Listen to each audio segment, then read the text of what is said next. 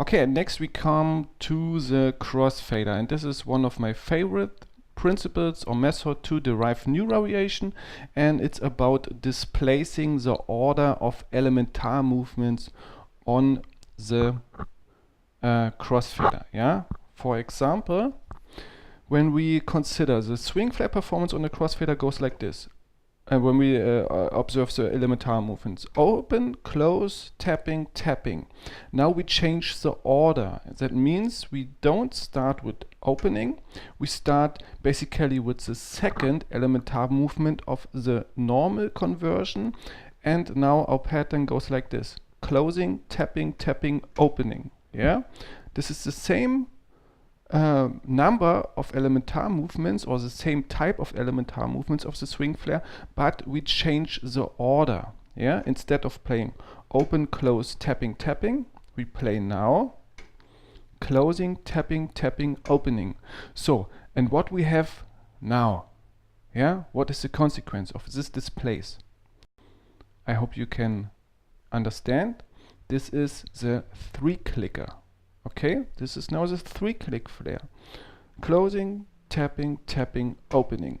And now we apply this with the record motion of the swing flare. And now our pattern goes like this here. Closing for the note, tapping for the E-tone, tapping for the note, opening for the E-tone.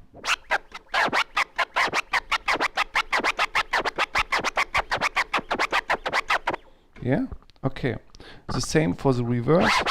When you like E-tone, closing, note, tapping, E-tone, tapping, and opening. Okay, over a beat.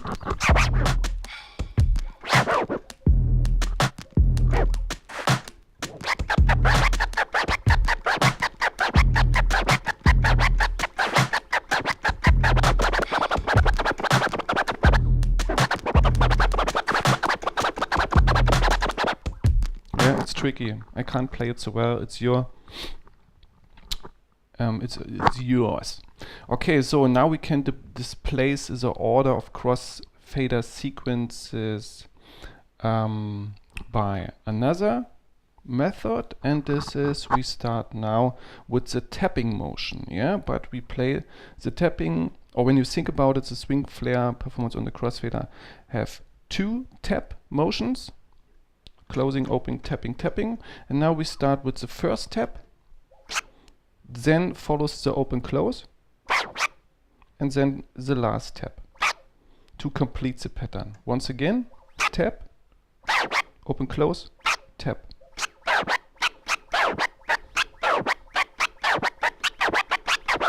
It's really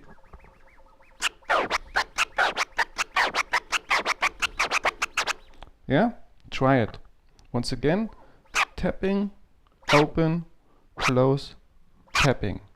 Okay, this is it related to the crossfader performance, displacing. And now we come to the 4th principle. Yeah, and this refers to the record motion once again. And the first principle is called wandering. Yeah, and this wandering method I have derived from another famous scratch technique, and this is the baby steps performance.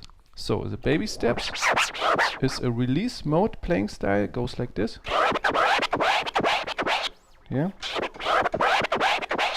we go through the sound by letting the platter play.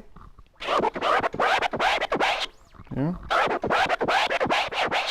So, and now you can use this method for the swing flare performance in 2 different ways.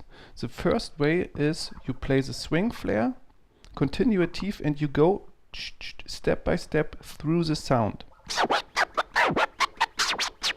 Yeah.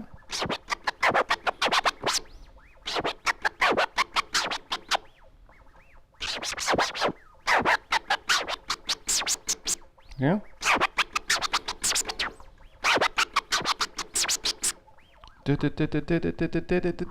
So, and then when you got it down, try to start the backward, or the way back to the initial point.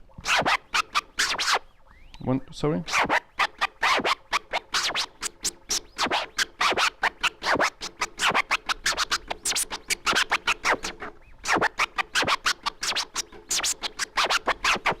Yeah, it's not so easy.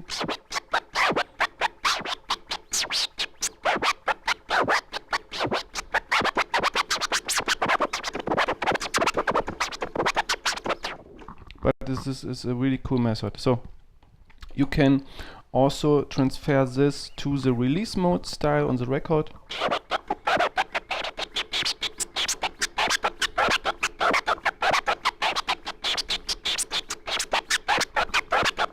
Over a beat.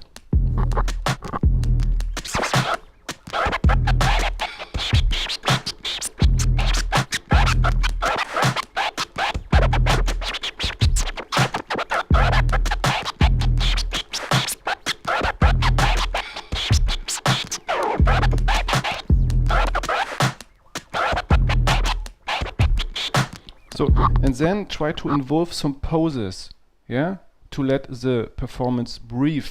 So like this.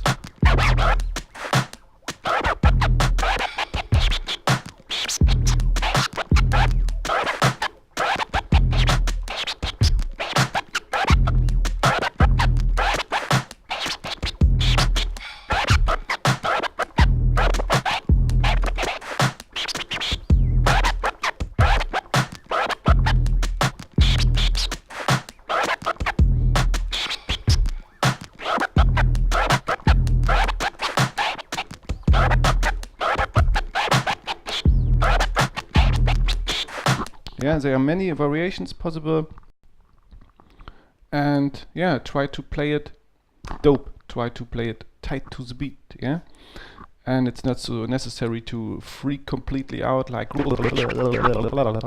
yeah, try to, or also try to play it with another tone, yeah, be fresher than only fresh, this is also important. So okay, wandering principle, I think this is clear. Yeah, another way is when you change by involve the poses, when you change the chronological positioning of the sample and use certain segments of the sound. For the fresh it's like, yeah. This is also interesting. So, okay, now we came to the fifth principle, and the principle refers to the time value. You know it very well. We have two components of the instrument. This is a record, this is a crossfader, and we can play all these components in different time values, yeah? And the aim is to construct a correspondence between these two components and create an acoustical result which sounds rhythmical or concerning the rhythmical correct. So, and that means we can play different time values on the crossfader, 116 for example, or 1/8, also on the record, yeah.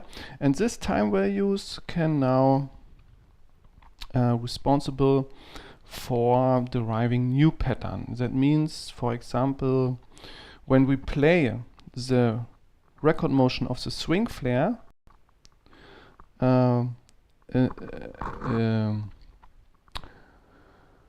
twice as long, half as long, yeah. Oh no, sorry. When we double the record motion of the speed of the, when we double the speed of the record motion of the swing flare, we obtain the double baby scratch. Yeah. And now try to incorporate the crossfader performance, but in the normal way, by using the normal time value. That means we play now for the open close. Instead of one baby scratch, we play two baby scratches.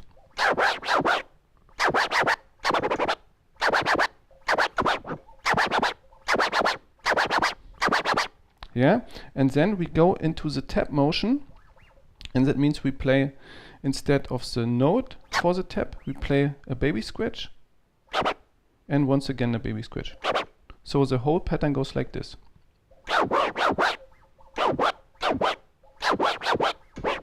Sorry? Oh, this is tricky, I can't play it. Oh. Okay, once again.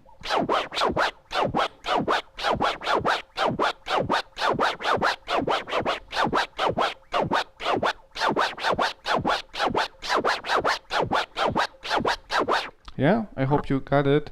The idea is to double the speed of the record motion in opposite to the time value of the crossfader performance. I hope the method is clear. Once again, open, close, and we play 2 baby scratches. Then closing, then follows a tap, and we play on 1 baby scratch. And then the pattern.